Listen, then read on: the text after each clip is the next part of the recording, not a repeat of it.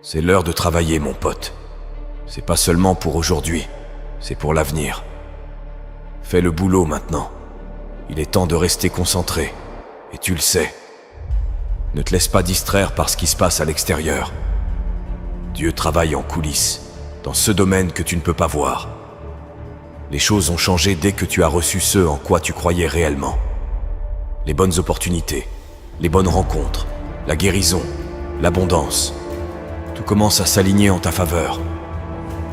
On parle de l'injustice, de la difficulté, du fait que personne ne comprend. Et devine quoi? Tout ça c'est vrai. Ce n'est pas équitable. La plupart des gens ne comprennent pas, et ils ne comprendront jamais. Alors pourquoi en parler?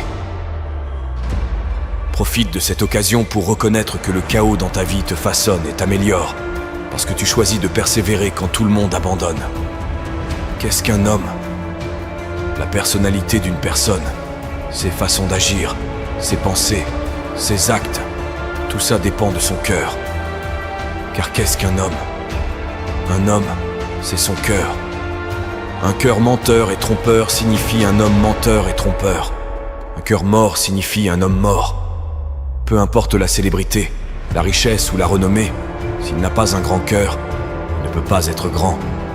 Mais si le cœur est grand, l'homme reste grand en toutes circonstances, qu'il soit riche ou pauvre, grand ou petit. C'est le cœur qui fait la grandeur. Enseigner aux gens comment trouver ce généreux moment présent et se détendre réellement dans l'inconnu, se dissocier de leur corps, de leur environnement et du temps, le futur prévisible et le passé familier, ça les pousse, pour une raison quelconque, à se ressaisir. À mes yeux, cela revient à retirer toute ton attention de cette réalité tridimensionnelle. Et c'est là que la porte vers la création et le moment mystique commence vraiment à s'ouvrir pour les gens. C'est facile d'utiliser ton enfance comme une béquille au lieu de la voir comme un outil. Beaucoup de divorces se produisent, et les gens disent que leur famille est dysfonctionnelle, utilisant ça comme une excuse. Mais ce n'est pas une excuse valable, parce que la famille de tout le monde est d'une manière ou d'une autre dysfonctionnelle. Élimine chaque béquille, débarrasse-toi de toutes celles-ci, et dis-toi que c'est à toi de jouer. Que vas-tu faire maintenant que tu as lâché tous ces fardeaux? Blâmer les autres est juste un moyen facile de s'en sortir. Dieu dépose des rêves dans ton cœur que tu ne peux pas accomplir seul. Tu n'as peut-être pas l'expérience, l'argent ou les connexions, mais Dieu les a. Tu es à une étape près de voir tes rêves se réaliser. On n'a pas le contrôle. Beaucoup d'entre nous n'ont pas le contrôle. Certains choisissent de rester à terre, mais ce sont ceux qui se relèvent constamment aussi vite qu'ils le peuvent, qui grandissent et qui réussissent dans la vie. Qui contrôle ta vie? Qui prend les décisions dans ta vie chaque jour? Qu'est-ce qui tire les ficelles dans ta vie? Avant de dire toi-même, pense à ça chaque jour quand tu te réveilles. As-tu pris les décisions que tu devais prendre pour progresser? T'en as besoin, sérieusement. Bien sûr, ça va devenir difficile. Bien sûr, plein de choses peuvent perturber ta concentration. Mais tu dois tenir bon, mon ami. C'est un autre niveau aujourd'hui. Si tu peux le voir dans ton cœur et que tu as le courage de le dire, ça arrivera.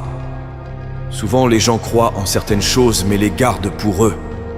Si tu commences à parler de ce sujet, tu crées cette loi de l'attraction. Et ça deviendra réalité parce que tes rêves doivent être plus grands que toutes tes peurs et toutes les conséquences. Ce qui fait que les gens échouent, c'est qu'ils rêvent trop petit. Ton problème dans la vie n'est pas de viser trop haut. C'est si tu vises trop bas et que tu échoues. Donc, quand tu vises la lune et que tu rates, tu es quand même parmi les étoiles. Tout le monde le veut, mais la réalité est que tout le monde ne l'obtient pas. Et le truc dingue, c'est que si tu le veux, tu peux l'obtenir. C'est pas comme si quelqu'un te bloquait, te mettait un fusil sur la tempe en te disant que tu ne peux pas l'avoir. C'est une question de volonté, de travail acharné, de sacrifice, de dévouement et d'engagement. Et je ne parle pas de l'engagement qui dit « Oui, je serai là ». Je parle de l'engagement disant « Je vais rester fidèle à ce que j'ai dit que je ferai. Quoi qu'il en coûte, je réussirai. » Poursuivre le succès, devenir quelqu'un d'incroyable, établir la norme pour les autres, montrer au reste du monde ce qui est possible, C'est un chemin très difficile. T'auras des gens mauvais, des circonstances inattendues qui surgiront. Toutes ces choses auxquelles tu n'avais jamais pensé viendront te gifler en pleine face encore. Et encore. Ça fait partie du jeu.